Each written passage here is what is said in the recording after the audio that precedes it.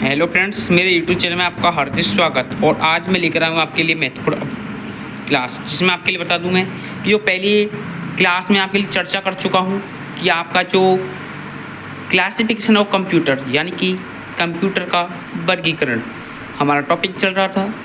तो उसमें हमने कंप्यूटर के वर्गीकरण में बात की जाए तो आकार या क्षमता के आधार पर आपके लिए दिखा दूँ मैं, यानी कि आकार और शक्ति के आधार पर वो 4 प्रकार के होते हैं कंप्यूटर। उनके हमने फर्स्ट भाग सुपर कंप्यूटर और सेकंड भाग मेन फ्रेम कंप्यूटर को डिटेल से चर्चा के साथ पढ़ चुके हैं हम। तो आज का हमारा नेक्स्ट पॉइंट होगा मिनी कंप्यूटर। तो मिनी कंप्यूटर के बारे में आगे पढ़ने से पहले एक रिक्वेस्ट करना चाहूँगा मैं आपसे, अगर वीडियो अच्छी लगे तो वीडियो को लाइक करें और चैनल पर जुड़े तो चैनल को सब्सक्राइब करना ना भूलें।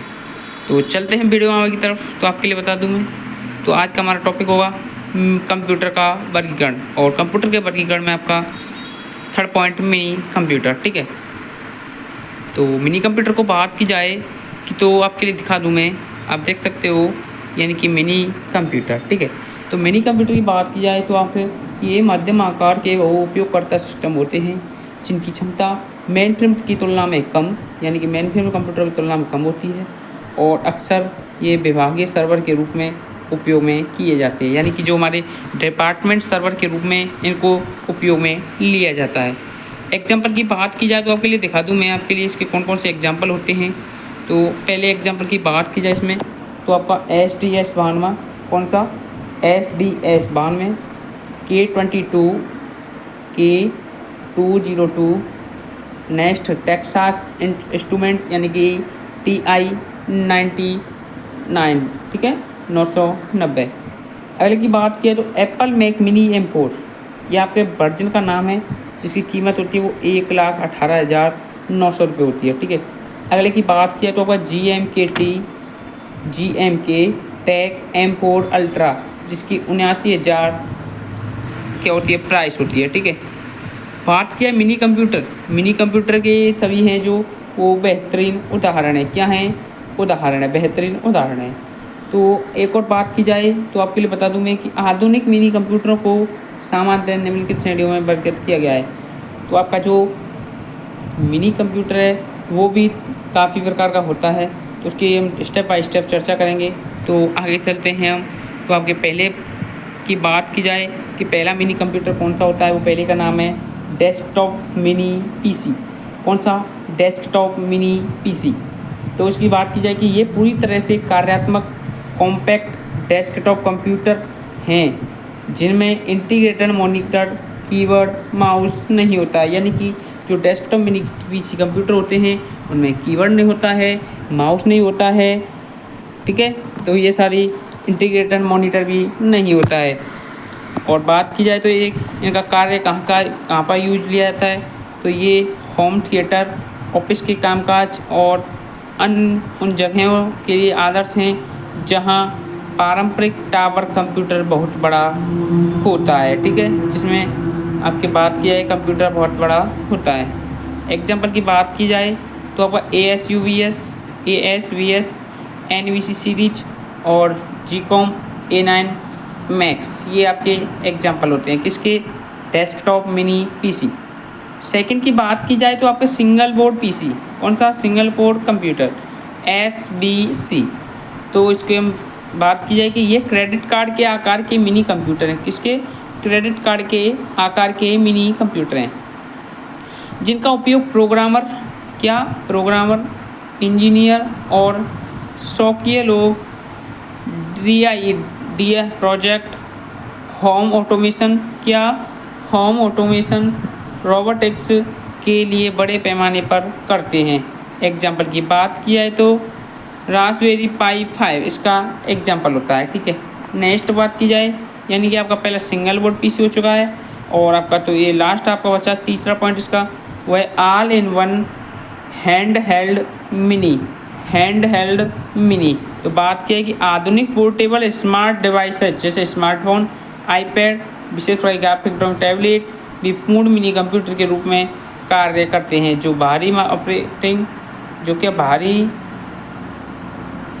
भारी ऑपरेटिंग सिस्टम और एप्लीकेशन चलाने के लिए शक्तिशाली प्रोसेसर का उपयोग करते हैं। किसका करते हैं? शक्तिशाली प्रोसेसर का उपयोग करते हैं। ठीक है, थोड़ा मिस्टेक आ गई इसमें, तो उपयोग करते हैं। तो आगे चलते हैं हम। तो आपका तीसरा पॉइंट है वो मिनी कंप्यूटर के अपने पार्ट हैं वो तीनों पढ़ चुके हैं। चौथा आपका आएगा माइक्रो कंप्यूटर। कौन सा? Micro computer. माइक्रो कंप्यूटर की बात की जाए कि जैसे कि हमारा डेस्कटॉप, लैपटॉप, टैबलेट, स्मार्टफोन आदि सभी माइक्रो कंप्यूटर में आते हैं।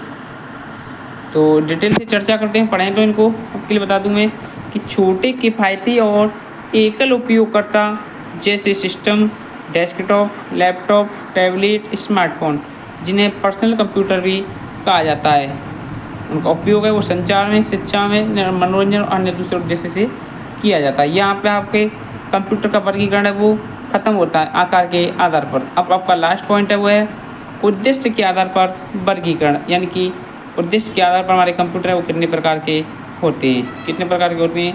तो बात की जाए 2 प्रकार के। पहला सामान्य प्रयोजन वाले कंप्यूटर और दूसरा होता है विशेष प्रयोजन वाले कंप्यूटर। पहले की बात की जाए टाइपिंग, गेमिंग, वेब ब्राउजिंग जैसे कई रोजमर्रा कार्यों के लिए सामान्य प्रयोजन वाले कंप्यूटरों को बनाया जाता है। ठीक है, और दूसरे कंप्यूटर की बात की जाए तो विशेष प्रयोजन वाले कंप्यूटर। कौन से विशेष प्रयोजन वाले कंप्यूटर?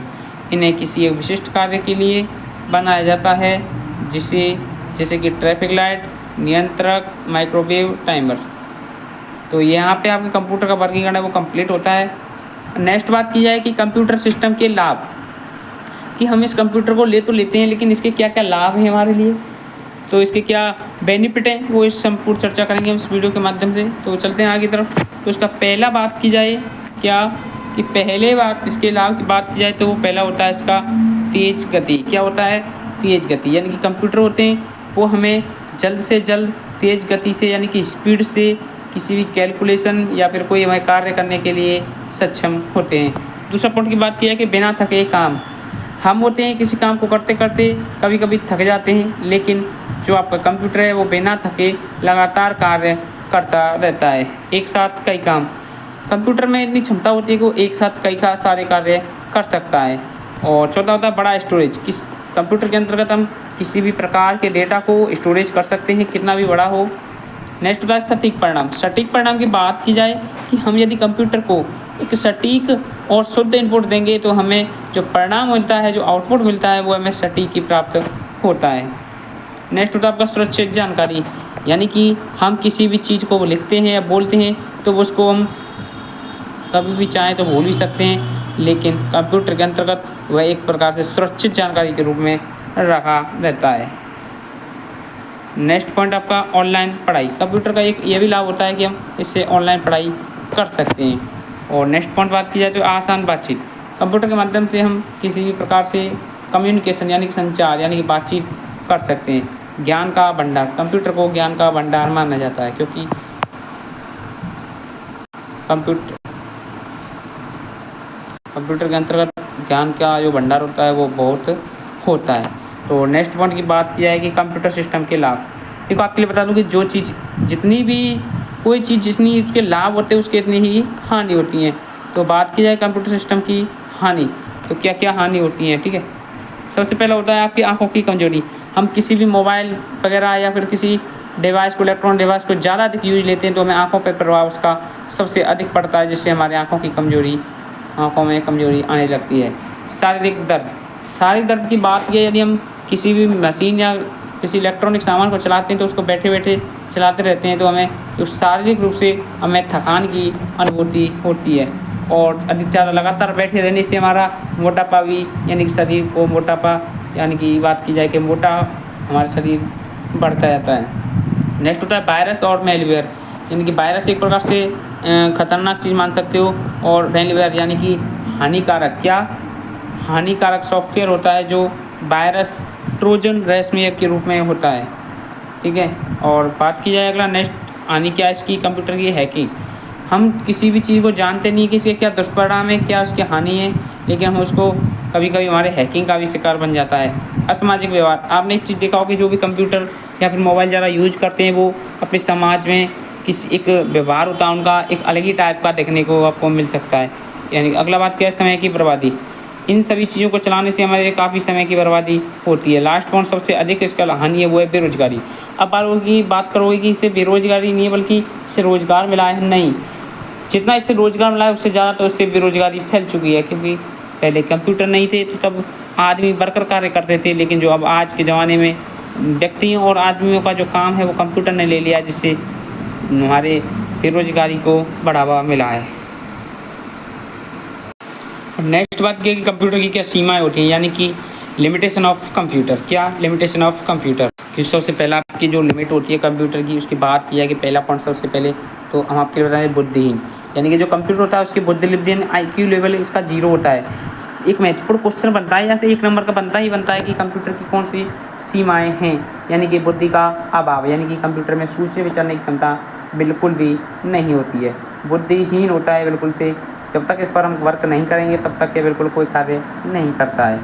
दूसरा आपका कोई भावनाएं नहीं। और इसको देखो, इस पॉइंट को हम डिटेल से इसको बात की जाएगी, कोई भावनाएं नहीं। तो इसके आगे बता दूं मैं कि यदि हम एक प्रकार से किसी व्यक्ति के सामने हम अपने भाव और प्रेम या दुख दर्द को प्रकट करते हैं तो वह आप मान सकते हो कि उसका एक हृदय अगर सॉफ्ट होगा तो वो एक प्रकार से आप पर दया भी कर सकता है। लेकिन कभी आप देखना मोबाइल या कंप्यूटर के सामने बैठकर आप आंसू को डालना या फिर हंसना या प्यार से बात करना उससे, या फिर गुस्से से उससे बात करना, लेकिन वो ऐसा नहीं है कि आप पर दया करे या फिर आपसे प्यार से बात करे, नहीं। इसके अंदर कोई भावनाएं नहीं होती हैं, कंप्यूटर के अंदर कोई फीलिंग्स नहीं होती हैं। तो अगले पॉइंट की बात की जाए कि निर्णय लेने की शक्ति का अभाव। कंप्यूटर पर तब तक आप कार्य नहीं करोगे तब तक ये निर्णय नहीं ले सकता है, यह खुद से अपना निर्णय नहीं लेता है। नेक्स्ट, अनुभव से सीख नहीं। और अगले बात की है कि सामान्य ज्ञान का अनुभव, इसके अंतर्गत जनरल नॉलेज का अभाव नहीं होता है, यानी कि जनरल नॉलेज होती है वो उसका अभाव होता है। लास्ट पॉइंट आता है आपका बिजली, और ये सबसे बड़ा लिमिट है इसकी, बिजली और सुरक्षा। तब आपके पास बिजली नहीं होगी तब तक आपका कंप्यूटर है बिल्कुल आप मान सकते हो कि एक बिल्कुल से रद्द या नील मान सकते हो, और सुरक्षा पर निर्भर करता है। इसकी आप सुरक्षा नहीं करोगे तो आपके लिए कोई फ़ायदेमंद नहीं है। अगला बात यह कि कंप्यूटर के उपयोग। क्या कंप्यूटर के उपयोगों की बात किया है तो आप देख सकते हो यहाँ पर कंप्यूटर के उपयोग। क्या कंप्यूटर का उपयोग कहाँ पर इसके उपयोग किए जाते हैं। सबसे पहले बात किया है कि घरों में उपयोग, कि कंप्यूटरों में घरों में उपयोग है वो कहाँ किया जाता है। तो बात किया है कंप्यूटर में उपयोग की, तो सबसे पहले घरों में उपयोग। कहाँ पर? घरों में उपयोग।